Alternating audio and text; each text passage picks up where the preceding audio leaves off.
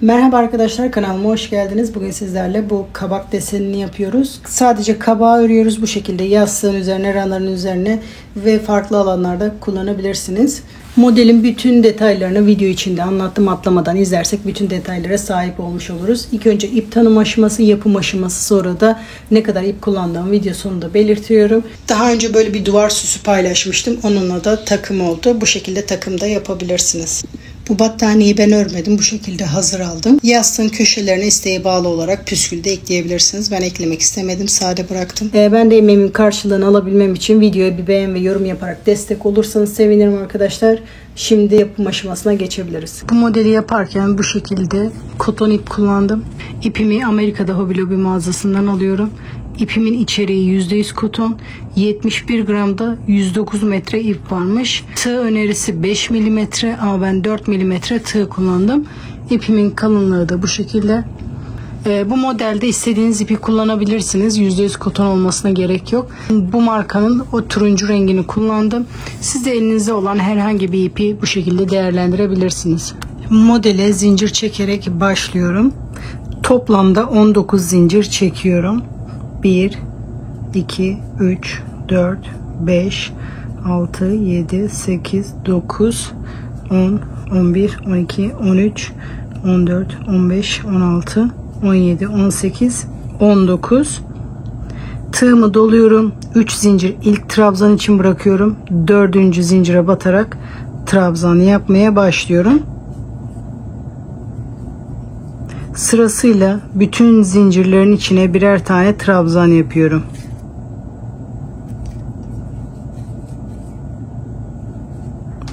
Bu şekilde sıra sonuna kadar trabzan yapıyoruz. Bu ilk yaptığımız zinciri de trabzan olarak sayıyoruz. Onunla birlikte toplamda 17 trabzan yapıyoruz. Sıra sonuna kadar toplamda 16 oldu. Sonuncu zincirin içine de bir trabzan daha yaparak 17 trabzan yapıyorum. Şimdi normalde sırayı dönmek için şu şekilde çeviriyorduk. Şimdi ben bu şekilde çevireceğim. Bu yaprakları yapmaya başlayacağız. Şu andaki bu sık iğne bu trabzanın üzerindeki sayılıyor. Onu saymıyorum. Ondan sonra 1, 2, 3 tane trabzan atlıyorum. 4. trabzanın tek teline batarak trabzan yapmaya başlıyorum. 1, 2, bu şekilde 5 tane trabzan yapıyorum. Aynı trabzan tepesine. 3, 4 ve 5. Arada 3 zincir. Tekrar aynı boşlukta 5 trabzan yapıyorum. 1, 2, 3, 4 ve 5. Aynı boşlukta 5 trabzan daha yaptık. Battığımız trabzan tepesinden sonra 3 trabzan sayıyorum. 4.'ye bir sık iğne yapıyorum. Tekrar tığımı doluyorum. Bu yaprak işleminden bir sefer daha yapıyoruz. 3 trabzan atlıyorum. 4.'ye batarak trabzan yapmaya başlıyorum. Aynı boşluk içerisinde 5 trabzan, 3, 4 ve 5. Arada 3 zincir. Tekrar aynı boşluk içerisinde 5 trabzan daha yapıyorum. 3, 4 ve 5. 3 trabzan atlıyorum. 4. bu ilk çektiğimiz zincir. Onun tek teline batarak bir sık iğne yapıyorum. Bu sırayı bu şekilde bitirmiş oluyoruz. İlk yapraklı sıra bu şekilde bitiyor. Şimdi bu arka teline batarak işlem yapmaya devam edeceğiz. 3 zincir çekiyorum ilk trabzanım. Şimdi ikinci sıra için çoğaltma yapıyoruz. Bu benim ilk trabzanım. Onu normal trabzanın üzerine bir tane yaptık diye düşünelim. Çoğaltma için kenarlarda ekstra 4 trabzan çekeceğiz. Şimdi 4 trabzan daha yapıyorum. 1, 2, 3 ve 4. Yani aynı delikte 5 tane batmış gibi oluyoruz. Bu ilkini de sayarsak. Şimdi sırasıyla sıradaki trabzanın arka teline bir trabzan. Şimdi sıra sonuna kadar bütün trabzanların arkasındaki teline birer tane trabzan yapıyoruz. Giderken trabzan yapacağız, dönerken bu şekilde yaprak yapacağız. Sıradaki trabzana bir trabzan.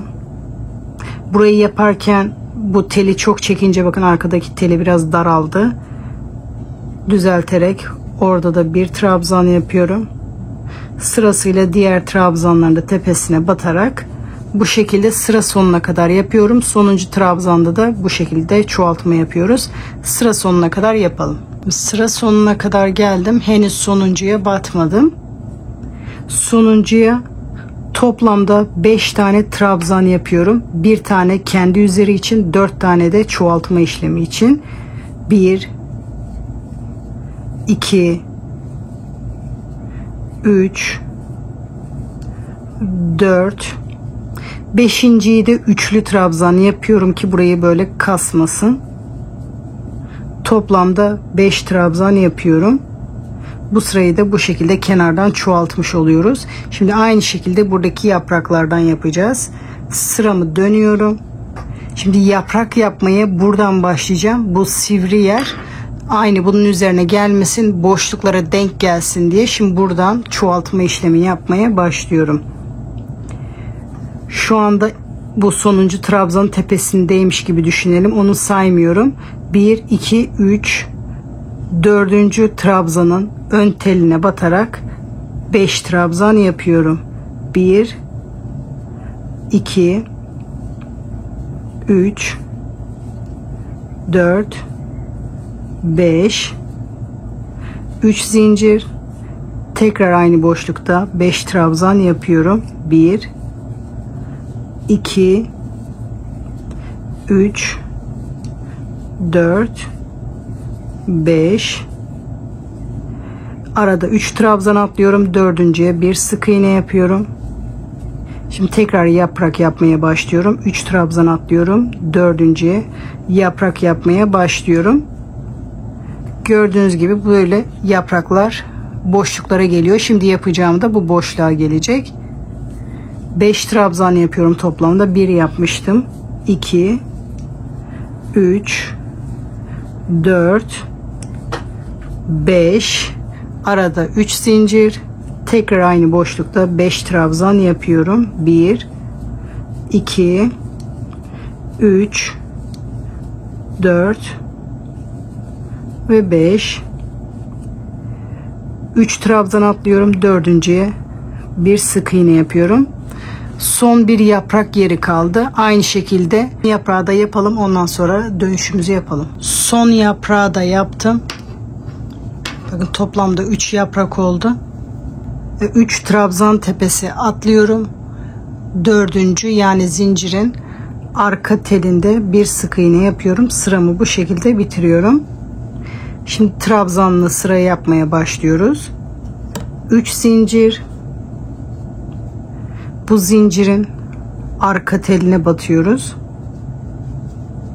Normalde 5 trabzan yapıyorduk. Bu bizim ilk trabzanımız olduğu için 4 trabzan yapıyoruz. 1 2 3 ve 4. Çoğaltma işlemini yaptıktan sonra sırasıyla arka tellerine batarak trabzan yapmaya başlıyoruz. Diğerlerine birer tane batıyoruz. Sırasıyla trabzanların arka tellerine. Ön tellere yaprak yapıyoruz. Arka tellere trabzan yapıyoruz. Bu şekilde sıra sonuna kadar yapalım. Sıra sonuna kadar geldim. Sonuncu trabzanı yapmadım. Sonuncu trabzanın tepesine 5 tane trabzan yapıyorum. 1 2 3 4 kenarı kasmasın diye aynı diğer sırada yaptığım gibi 5.'yi üçlü trabzan yapıyorum. Şimdi sıramı dönüyorum. Aynı buradaki gibi yaprak yapmaya başlıyorum. Şu anda ilk trabzanın tepesindeyim. Onu saymıyorum. 1 2 3 bu ilkinden sonra 3 tane sayıyorum. Dördüncüye yaprak yapmaya başlıyorum. 5 trabzan,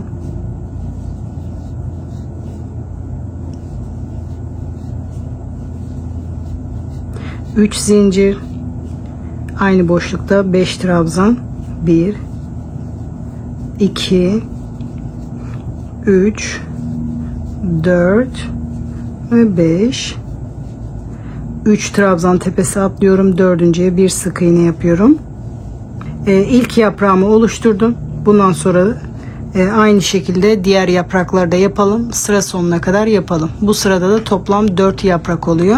Bunlar da bu şekilde aralara denk geliyor. Sıra sonuna kadar yaprakları yaptım. 3 trabzan atlıyorum. Dördüncüye, yani zincirin tepesine bir sık iğne yapıyorum. Şimdi genişletme işlemi aşağıdan bitti. Eğer siz bunu daha fazla genişletmek istiyorsanız aynı bu sıralarda yaptığımız gibi kenarlardan çoğaltarak genişletebilirsiniz. Şimdi ben düz olarak devam edeceğim. 3 zincir, bu ilk trabzan tepesi sayılıyor. Yani burada zincir yapmıştık. Bunun tepesine batmış olarak sayıyorum.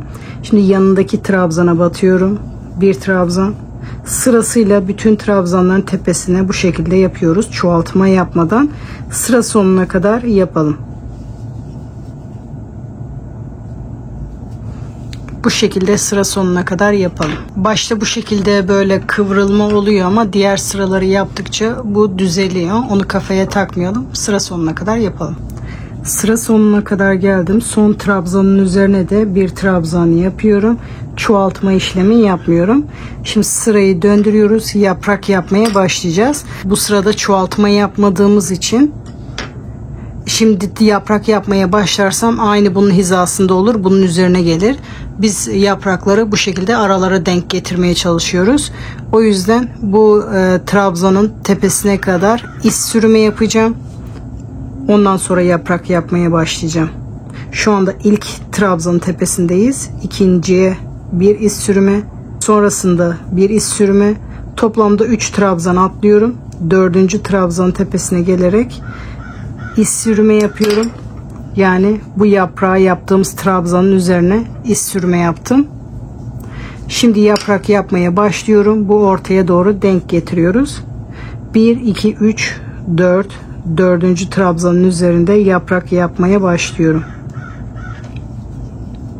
2 3 4 5, arada 3 zincir, tekrar aynı boşlukta 5 trabzan daha yapıyorum.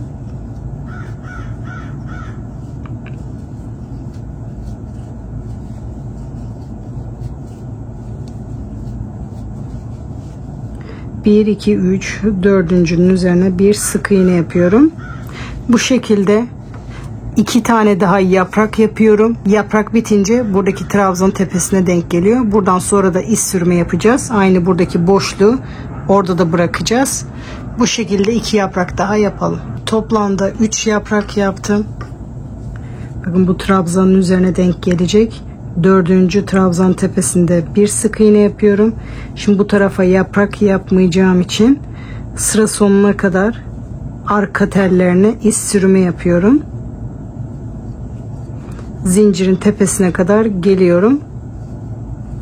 Burada tekrar dönüyorum. Trabzan yapmaya başlıyorum. Aynı buradaki gibi 3 zincir, sıradaki trabzanın tepesine batarak trabzanı yapmaya başlıyorum. Çoğaltma işlemi yapmıyorum. Bu sırada da çoğaltma işlemi yapmıyoruz.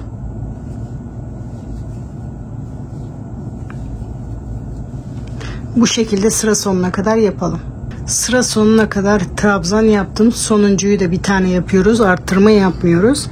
Tekrar çeviriyorum.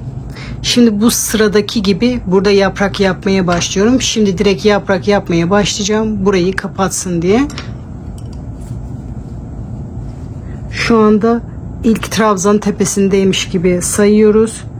Bu ilk trabzandan sonra 3 trabzan sayıp dördüncünün üzerine yaprak yapmaya başlıyorum. 1 2 3 4 5, arada 3 zincir, tekrar aynı boşlukta 5 trabzan yapıyorum. 1 2 3 4 ve 5. Aynı şekilde 3 trabzan atlayıp dördüncüye bir sık iğne yapıyoruz. Bunu da bu şekilde aynı bu sıradaki gibi 4 tane yaprak yapıyoruz sıra sonuna kadar. Sıra sonuna kadar toplamda 4 yaprak yaptım. 4. trabzanın yani zincirin tepesine batarak bir sık iğne yapıyorum. Tekrar sıramı dönüyorum. Şimdi burada çoğaltma işlemi yapıyoruz. 3 zincir. Bu zincirin arka teline yani ilk trabzan olarak saydığımız arka teline 4 trabzan daha yapıyoruz. 1 2 3 4, yani bu ilk zincirle toplamda 5 oluyor. Sırasıyla diğer trabzanların da arka tellerine birer tane trabzan yapıyoruz. Bu şekilde sıra sonuna kadar yapalım. Sıra sonunda da 5 tane trabzan yaparak burada da çoğaltalım. Bu sırayı bu şekilde tamamlayalım. Sıra sonuna kadar trabzan yaptım. Sonuncu trabzanın tepesine de 5 trabzan yapıyorum. Çoğaltma işlemini yapıyorum. Sonuncuyu da 3 ve 4, sonuncuyu üçlü trabzan yapıyorum. Tekrar sıramı dönüyorum. Aynı buradaki gibi yaprak yapmaya başlıyorum. Bakın burada yaprak yapmamıştık. Bu yaprak bu boşluğu kapatacak. Dikerken de hafif şöyle kendimiz kapatarak burayı dikeceğiz. Şimdi ilk trabzanın tepesindeyiz. Onu saymıyoruz. İkinciden saymaya başlıyoruz. 1 2 3. Dördüncüde yaprak yapmaya başlıyorum. 1 2 3 4 5, arada 3 zincir, tekrar aynı boşlukta 5 trabzan yapıyorum. 1 2 3 4 ve 5. Arada 3 trabzan atlıyorum. Dördüncünün arka telinde bir trabzan yapıyorum. Bu şekilde sıra sonuna kadar yaprak yapmaya devam ediyoruz. Toplamda 5 yaprak oluyor. Sıra sonuna kadar yapalım. Sıra sonuna kadar bütün yaprakları yaptım. Dördüncü trabzanın yani zincirin tepesine batarak bir sık iğne yapıyorum. Şimdi tekrar yeni sıraya başlıyorum. Şimdi bu sırada çoğaltma yapmıyorum. Aynı bütün trabzanların üzerine birer tane trabzan yapıyorum. Bu 3 zincir ilk trabzan yerine, sonra sırasıyla aradaki trabzanların tepesine birer tane batarak, bu şekilde arka tellerine batarak sıra sonuna kadar trabzan yapıyorum. Bu şekilde hiç çoğaltmadan sıra sonuna kadar trabzan yapalım. Sıra sonuna kadar geldim. Sonuncu trabzan tepesine de bir tane trabzan yapıyorum. Sıramı dönüyorum. Burada da çoğaltma yapmadığımız için buradan yaprak yapmaya başlamıyorum. Aynı buradaki gibi iz sürme yapıyorum. Buradan yaprak yapmaya başlayacağım.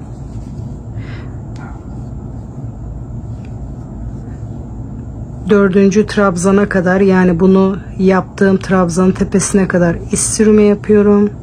Sonra 3 trabzan sayıyorum. Dördüncü trabzanın üzerine yaprak yapmaya başlıyorum.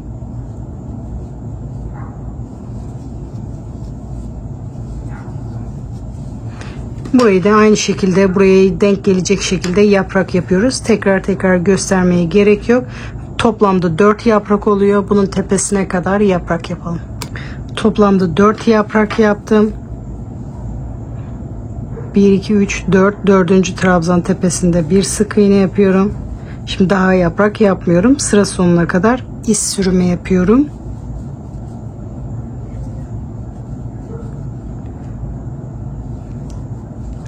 Zincirin üzerine de bir iz sürme yapıyorum. Sıramı orada tamamlıyorum. Şimdi tekrar yeni sıraya başlıyorum. 3 zincir. Bunu zincirin tepesinde trabzan yaptım sayıyorum. Yanındakine trabzan yapmaya başlıyorum. Sırasıyla bütün tellerin üzerine hiç çoğaltma yapmadan arka tellere batarak birer trabzan yapıyorum. Bu şekilde sıra sonuna kadar yapalım. Sıra sonuna kadar trabzan yaptım. Sonuncuda çoğaltma yapmadım. Şimdi sıramı dönüyorum. Normal yaprak yapmaya başlıyorum. Aynı buradaki gibi kenardan başlıyorum. İlk trabzanı saymıyorum. 1, 2, 3, 4. trabzanın üzerinde yaprak yapmaya başlıyorum. Bu şekilde burada yaprağımızı tamamlayalım. 5, 3 zincir çekerek yaprağın diğer tarafını da yapıyoruz. Şimdi yaprak yapmaya artık elimiz alıştı. Burada tekrar göstermeme gerek yok. Bunu sıra sonuna kadar toplam 5 tane yaprak yapalım. Aynı şu sıranın tekrarını yapıyoruz. Burada 5 yaprak yapalım sıra sonuna kadar. Sıra sonuna kadar toplam 5 yaprak yaptım. 4. trabzanın yani ilk başta yaptığım zincirin tek tarafında bir sık iğne yapıyorum. Sıramı çeviriyorum. Şimdi bu sırada da hiç çoğaltma yok. Aynı şekilde 3 zincir, ilk trabzan yerine bu zincirin arka teline batmıyorum. Bu onun yerine yapmış oluyorum.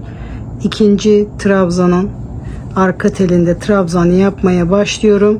Bu şekilde bütün trabzanların arka tellerine birer tane trabzan yaparak sıra sonuna kadar yapıyorum. Hiç çoğaltma yapmadan sıra sonuna kadar yapalım. Sıra sonuna kadar trabzan yaptım. Şimdi aynı buradaki sırayı tekrar ediyoruz. Bu trabzanın tepesine kadar iz sürümü yapıyorum. İlk trabzanı saymıyorum. İkinci trabzandan başlıyorum. 4. trabzana kadar iz sürümü yapıyorum. 1, 2, 3 ve 4. Şimdi bundan sonra 4. trabzanda yaprak yapmaya başlıyorum. Yani sıraya burada başlamış oldum. 1, 2, 3, 4.'ünün üzerinde yaprak yapmaya başlıyorum.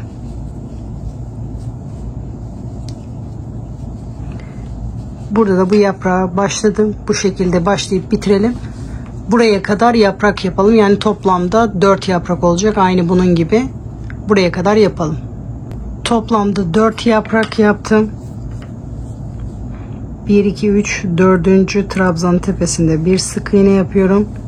Sıra sonuna kadar iz sürme yapıyorum.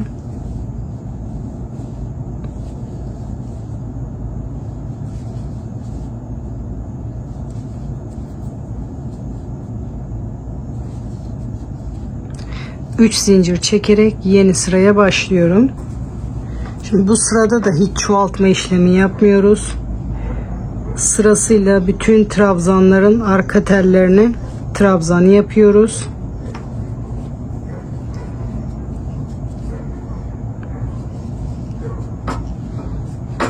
Çoğaltma işlemi yapmadan sıra sonuna kadar trabzan yapalım. Sıra sonuna kadar geldim. Şimdi aynı buradaki sırayı tekrar ediyoruz. İlk trabzanın üzerinde sayıyoruz. 4. trabzanın üzerinde yaprak yapmaya başlıyoruz.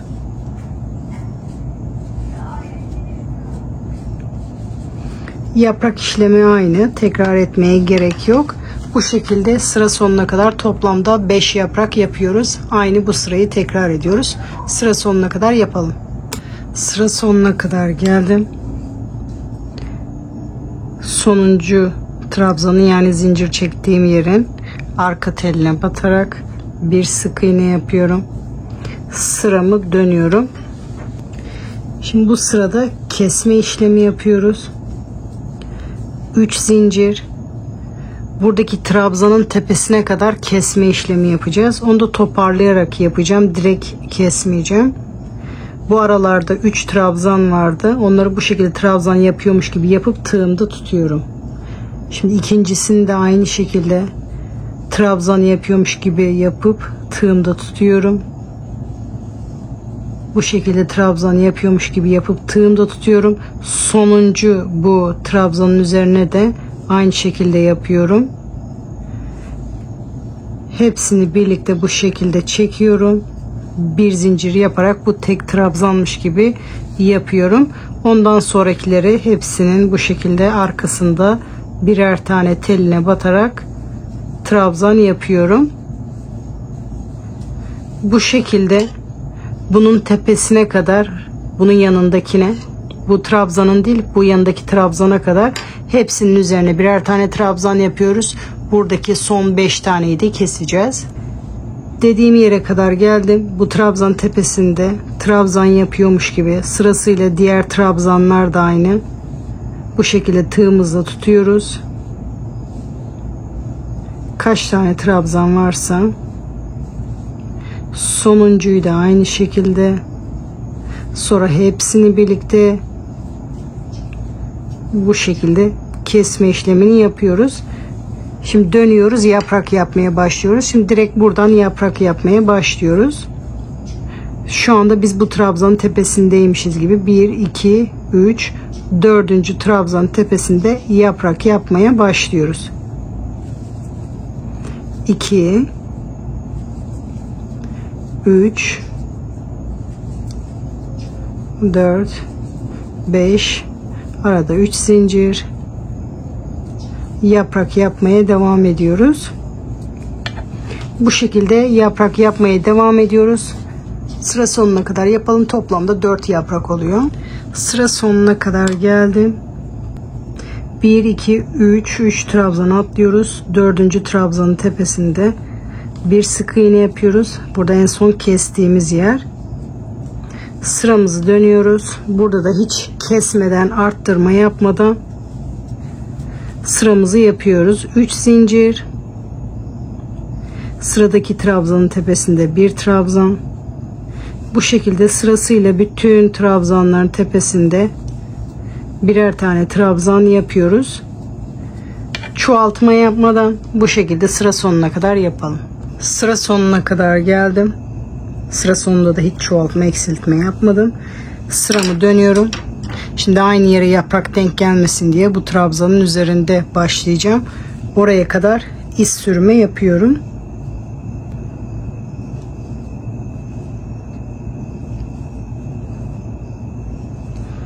Buraya kadar geldim. Bu trabzan tepesinde.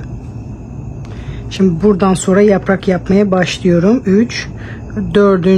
trabzan tepesinde yaprak yapmaya başlıyorum. 3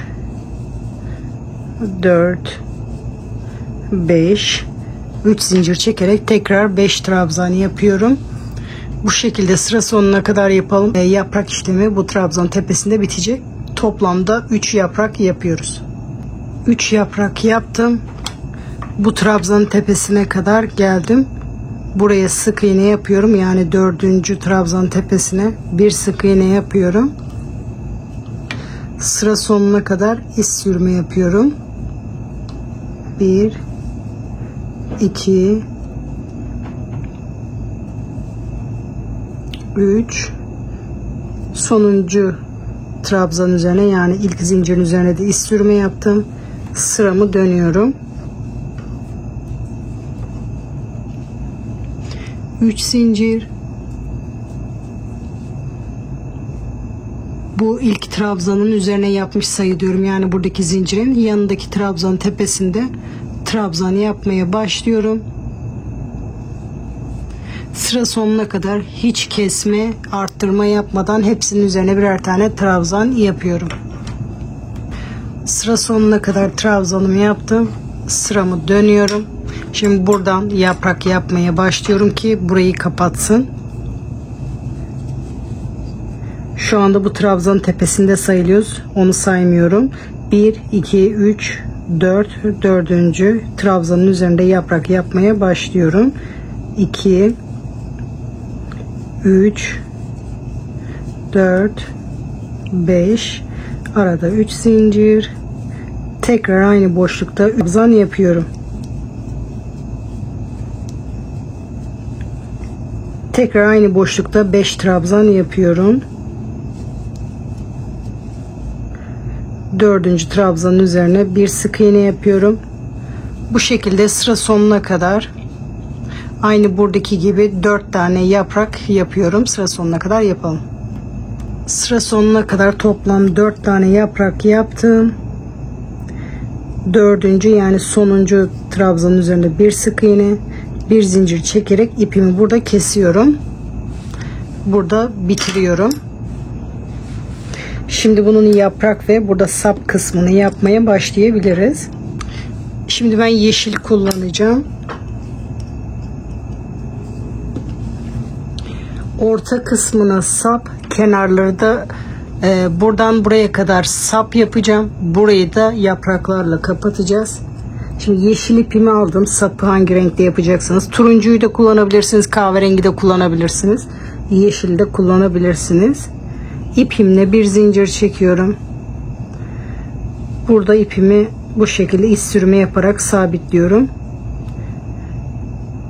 Şimdi burada toparlayacağız. Burayı bu şekilde biraz toparlayacağız. Şimdi bu trabzanların arka tellerine batarak yanındaki trabzanın arka telinden beri çıkıyorum. Buradan tığımı geçiriyorum. Yanındakinden çıkartıyorum. Bu şekilde keserek sık iğne yapıyoruz. Şimdi buna batmıyorum. Zaten battım. Yanındakine batıyorum. Onun yanındakinden tığımı çıkartıyorum. Bir sık iğne yapıyorum. Şimdi en son buna battık. Onun yanındakine batıyorum. Onun yanındakinden çıkıyorum. Bu şekilde sık iğne yapıyorum. Bu şekilde hem kesiyoruz, sapı daraltıyoruz, hem de burayı biraz hafif toparlayıp kabak şeklini veriyoruz.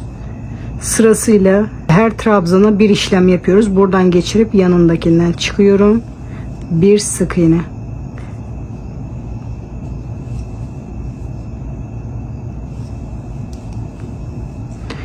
Buradan başladım. Buraya kadar yapıyorum. Kenara kadar yapmıyorum. Oraları da yaprakla kapatacağız.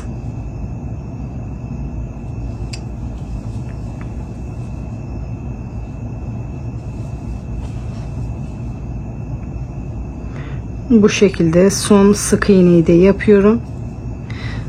Sıramı dönüyorum. Artık bunların üzerine birer tane sık iğne yapıyorum. İsterseniz bu şekilde üzerlerine birer tane sık iğne yapabilirsiniz. İsterseniz kesebilirsiniz. Şimdi hepsinin üzerine birer tane sık iğne yapıyorum.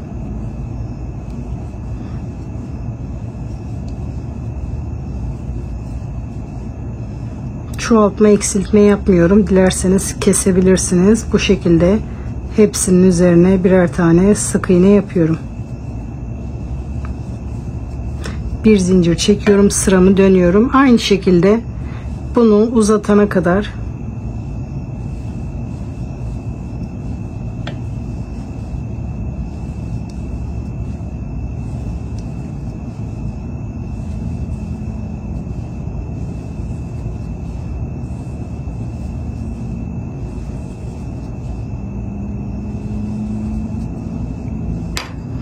bu şekilde sık iğne yaparak bunu büyütüyoruz. Kaç sıra yapmak istiyorsak bu şekilde yapalım. Ben de birkaç sıra ördükten sonra toplamda kaç sıra yaptığımı size söylüyorum. Toplamda 6 sıra ördüm. Şimdi son sırada da toparlamak istiyorum. Bu şekilde toparlayarak son sık iğneyi yapıyorum. Bundan batıp yanındakinden çıkıyorum. Bu şekilde son sırayı da toparlıyorum. Bir zincir çekerek ipimi kesiyorum.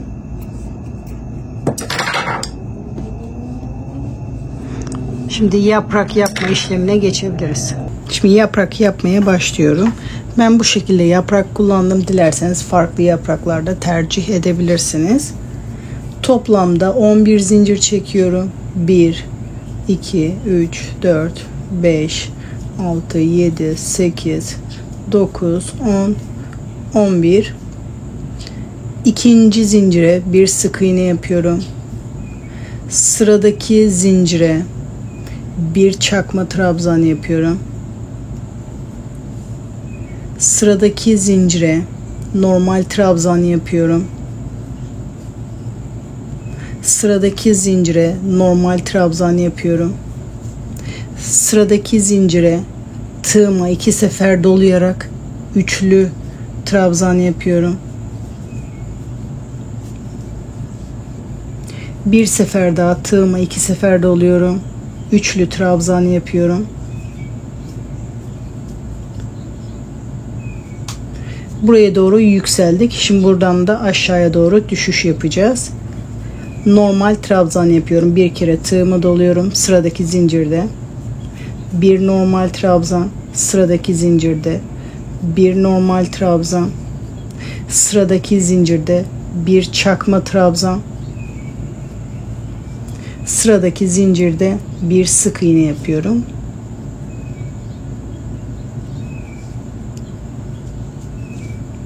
Şimdi diğer tarafa dönüyoruz. Diğer tarafa aynı yaptığımız işlemleri yapıyoruz. Bu tarafta bir sık iğne yapmıştık. Orada da bir sık iğne yapıyorum. Sıradaki zincirde bir çakma trabzan. Burada normal trabzan yapmıştık. Normal trabzan. Diğer tarafta ne yaptıysak aynısını bu tarafa da yapıyoruz. Normal trabzan. Şimdi sırada 2 tane üçlü trabzan var. Sıradaki zincirde üçlü trabzan. Sıradaki zincirde üçlü trabzan. Sıradaki zincirde normal trabzan. Sıradaki zincirde normal trabzan. Sıradaki zincirde çakma trabzan. Sıradaki zincirde bir sık iğne yapıyorum. Bu ilk yaptığımı batarak iz sürme yapıyorum. Bir zincir çekerek ipimi kesiyorum. İpi biraz uzun bırakabilirsiniz dikme işlemi için. Bu şekilde yapraklarımızı da hazırlıyoruz. Bu tepeye kaç tane yaprak dikmek istiyorsak ona göre yapalım. Ama en az 2 tane lazım. Şu kenarlara dikmek için, bu kenarları kapatmak için. Ortaya da yapmak isterseniz bir tane de ortaya ya da 2 tane ortaya, kaç tane yapmak isterseniz yapabilirsiniz. Bir yaprağımı alıyorum. Bu sapın bitiminden beri dikiyorum.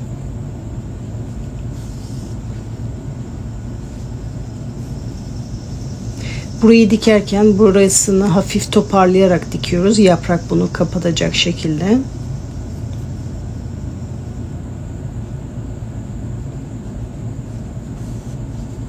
Tam orta zincirin oradan dikiyorum ki dikişimiz çok fazla belli olmasın. Arkadan da bu şekilde trabzanların tepesine batıyorum.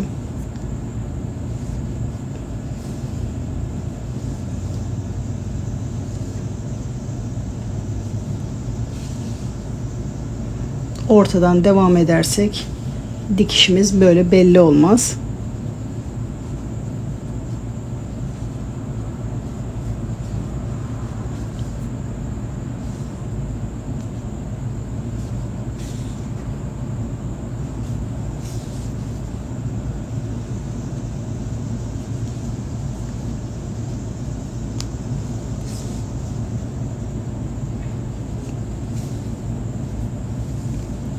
Arkada düğümümü atıyorum.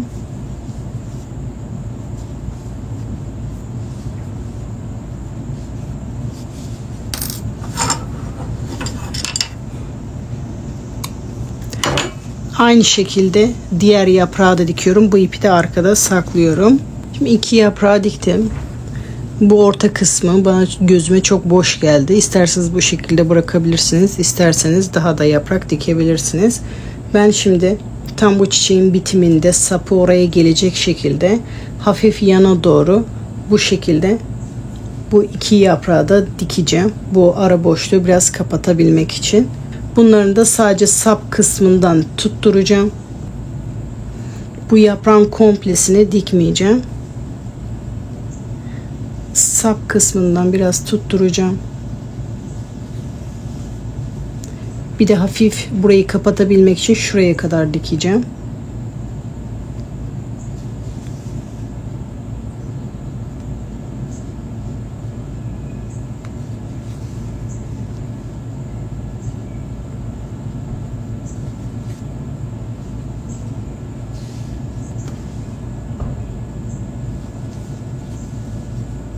Şimdi arkada düğümü atacağım. Ondan sonra diğer yaprağı da aynı şekilde buraya dikiyorum. Bu şekilde yapraklarımı hazırladım. Şimdi bunu dikeceğimiz yere dikebiliriz. Şimdi kabağı yastığa dikmek için şu şekilde bir yastığım var. Bunu ilk önce ortadan ikiye katlıyorum. Sonra bir kez daha ortadan katlıyorum. Bu şekilde ortasını buluyorum.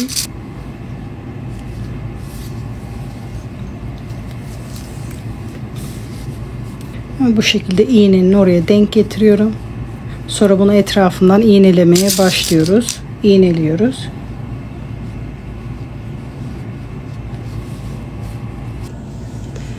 Birkaç yerden iğne takıyorum kayma olmasın diye. Tek katına takıyorum.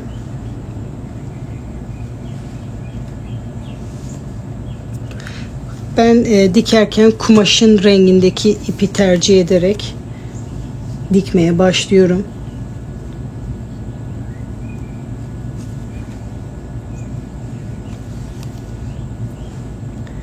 Bu şekilde dikiyorum.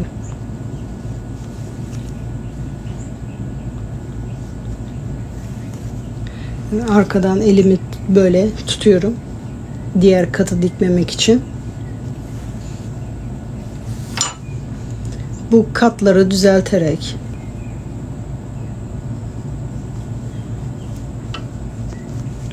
şimdi bu kat burayı kapatsın diye sadece bir yerden onu da tutturuyorum.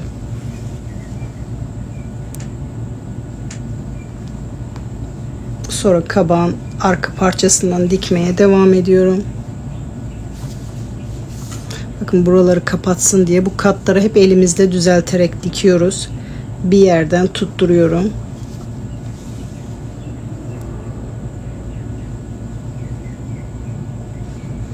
Bu şekilde kenarlardan tutturmaya devam ediyoruz.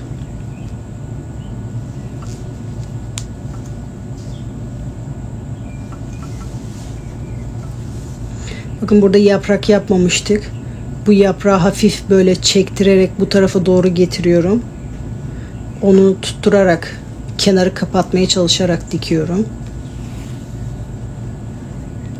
Aynı şekilde bunu da öyle yapacağız.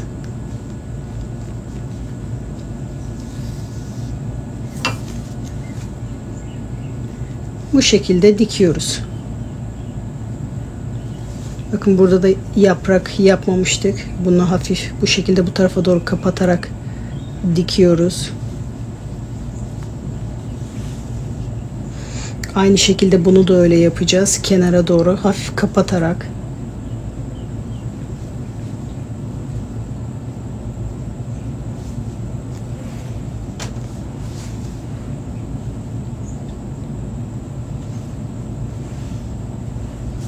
Bu şekilde düzelte dikiyoruz. Burayı da aynı şekilde, bu üst kısmı da aynı şekilde, bu diğer kenarı da aynı şekilde yastığa dikiyoruz. Ondan sonra yastığa geçirip bitmiş halini gösteriyorum. Bunu runner'a da dikebilirsiniz. İstediğiniz her alana kullanabilirsiniz. Modeli diktim. Yastığı geçirdim. Bitmiş hali bu şekilde, inanılmaz güzel oldu. Bunu isterseniz bu şekilde yastıkta, runner'da, farklı alanlarda, battaniyelerde, dekoratif her yerde kullanabilirsiniz arkadaşlar. Kıyafetlerinize bile dikebilirsiniz. Kabak kısmına yaklaşık 120 metre kadar ip gitti. Yaprak kısmına da çok fazla ip gitmedi. Ona şu kadar metre denilecek kadar bir ölçü yok. Ben bunu keten bir yastık kılıfının üzerine diktim. Hazır bir yastık kılıfım vardı. Onun üzerine diktim. 45'e 45 santim. Sizler de istediğiniz yastık kılıfına dikebilirsiniz. İsterseniz kendi ördüğünüz düz bir yastığın üzerine de bu şekilde dikebilirsiniz. Umarım yaparken sizler de keyif almışsınızdır. Yapacak arkadaşlara kolay gelsin diyorum. Sıradaki videolarda görüşmek üzere.